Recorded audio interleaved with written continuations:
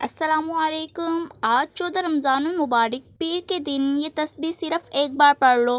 جو شخص بھی اس تسبیح کو صرف ایک بار پڑھ لیتا ہے، اللہ پاک پورے سال کا رزق اور دولت اس کی قسمت میں لکھ دیتے ہیں۔ اس کے سارے نصیب کھل جاتے ہیں۔ اللہ پاک اس کا شمار کامیاب بندوں میں کرتے ہیں۔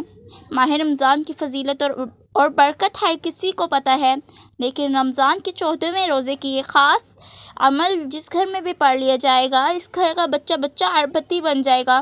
اس گھر کے کونے کونے سے غربت اور تنگ دستی کا، پریشانیوں کا، مصیبتوں کا غیب سے خاتمہ ہو جائے گا۔ اگر آپ کو یقین نہیں آتا تو آج اس وظیفے کو کر کے دیکھ لیں۔ 14 رمضان المبارک پیر کے دن صرف ایک بار یہ وظیفہ بتائے گئے طریقے سے پڑھ کر دیکھیے گا۔ اگر رب کریم نے چاہا تو پورا سال دوبارہ کبھی کسی اور وظیفے کی ضرورت نہیں پڑے گی۔ یہ دن بہت خاص ہے۔ اتنا طاقتور وظیفہ بتا رہی ہوں کہ قرآن مجید کی ایک آیت اور اللہ کے صفاتی نام کو بتائے گئے طریقے سے پڑھنے سے پورا سال کے رزق اور دولت کا انتظام ہو جائے گا۔ پورے سال کی تقدیر بدل جائے گی۔ پورے سال کی ترقی، عروج اور کامیابی آپ کا مقدر ہو جائے گی۔ تو اس سے بڑھ کر آپ کو اور کیا چاہیے؟ آج ہر کوئی پریشان ہے۔ مہنگائی کی وجہ سے گھر کے اخراجات پورے نہیں ہوتے، بچوں کی فیس ادا نہیں ہوتی، لیکن رب کی رحمتیں ابھی بھی موجود ہیں، رب کی برکتیں ابھی بھی موجود ہیں۔ آج ایک ایسا عمل بتا رہی ہوں کہ اگر آپ اپنی لاچاری سے، مجبوری سے، پریشانی سے نجات چاہتے ہیں، اپنے گھر میں سکون اور برکت چاہتے ہیں، اپنے گھر میں ہر طرح کی ناکامی سے، ہر طرح کی پریشانیوں سے نجات چاہتے ہیں، تو رمضان کی 14ویں روزے پیر کے دن یہ خاص وظیفہ کیجیے گا۔ رمضان کا مہینہ اپنی رحمتوں کے ساتھ، اپنی برکتوں کے ساتھ، اپنی عظمتوں کے ساتھ موجود ہے۔ یہ مہینہ جب آتا ہے اپنے ساتھ خوشیاں لاتا ہے، بہاریں لاتا ہے، خزانوں کی برسات لاتا ہے۔ رمضان کے پورے مہینے، پورا دن، پوری رات رحمتیں، برکتیں چھم چھم بارش کی طرح برس رہی ہیں، اور جو ان راتوں میں، ان دنوں میں جھولیاں پھیلا کر بیٹھ جاتا ہے، رب کریم کو راضی کر لیتا ہے، اپنی حاجت کو پورا کرا لیتا ہے۔ اور جو بندہ رمضان کے مہینے کو لاپرواہی میں گزارتا ہے، پھر وہ پورا سال در بدر کی ٹھوکریں کھاتا ہے، لوگوں کے طعنے سنتا ہے۔ اللہ والو، آج ایک ایسا عمل بتانے جا رہی ہوں، پورا سال نہ کبھی کسی کے سامنے جھکنا پڑے گا، نہ کبھی کسی کے سامنے مانگنا پڑے گا۔ ہر شے خود بخود چل کر پاس آئے گی۔ وہ لوگ جو نوکری کے لیے پریشان ہیں، بڑی بڑی سفارشیں، بڑی بڑی محنت و مشقت کے باوجود نوکری ملنے کا نام و نشان نہیں ہے، کاروبار بند ہو چکا ہے، دکان پر گاہکوں کا آنا بند ہو رہا ہے، آج رمضان کی 14ویں روزے پیر کے دن حسبنا اللہ و نعم الوکیل اور یا وہاب یا رزاق کی خاص تسبیح پڑھ لینا۔ اگر آپ دکان پر بیٹھ کر پڑھتے ہیں تو دکان پر گاہکوں کا رش لگ جائے گا۔ اگر آپ بند کاروبار میں ترقی اور عروج، کامیابی چاہتے ہیں، اور تو ترقی اتنی آئے گی کہ لوگ آپ سے آپ کی کامیابی کا راز پوچھنے پر مجبور ہو جائیں گے۔ رمضان کے مہینے میں جب کوئی بندہ روزے کی حالت میں اپنے رب کے سامنے بھکاری فقیر بن کر بیٹھتا ہے تو دنیا کی ہر شے خود چل کر اس کے قدموں میں آ جاتی ہے۔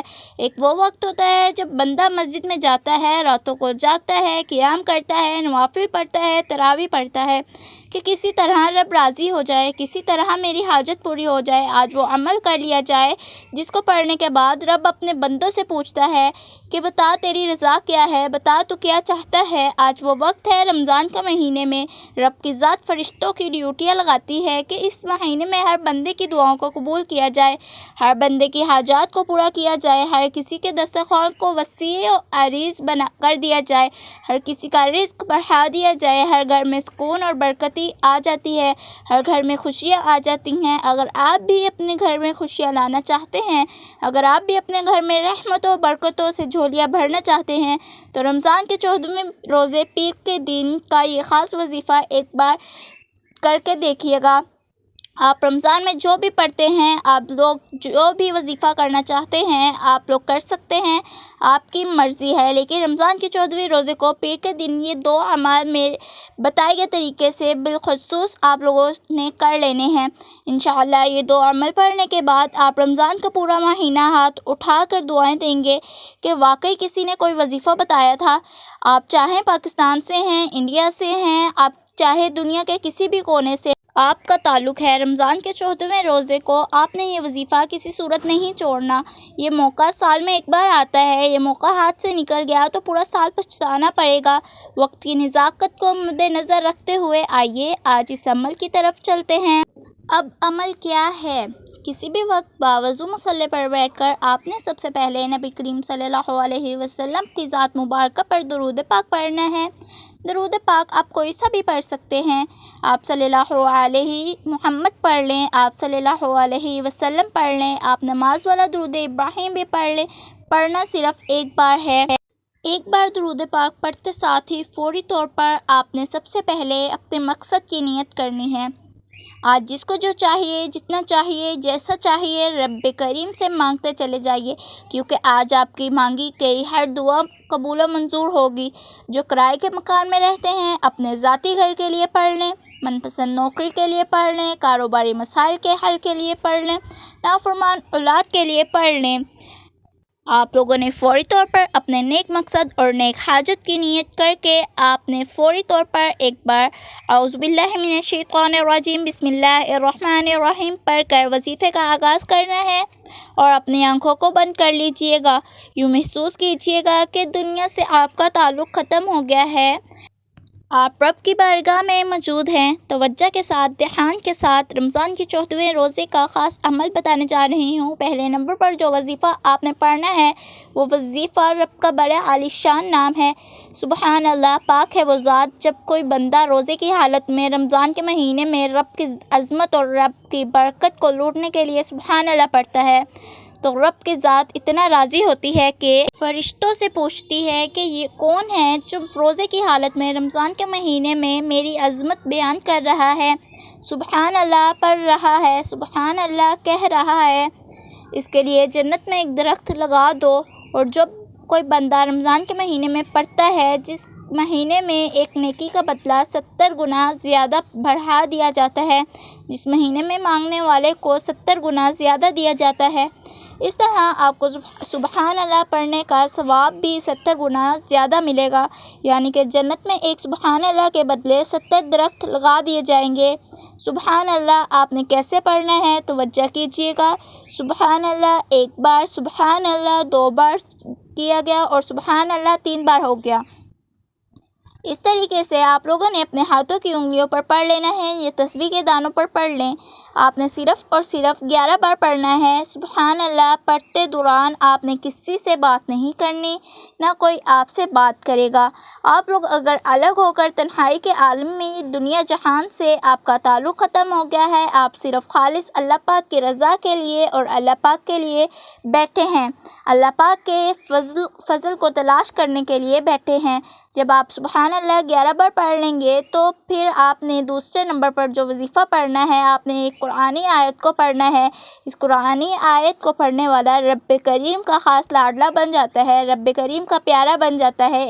ایک ماں اپنے بچے سے اتنی محبت فرماتی ہے کہ اس کی محبت کے لیے، اس کی خوشی کے لیے اپنی ہر شے کو بیچنے کے لیے تیار ہو جاتی ہے۔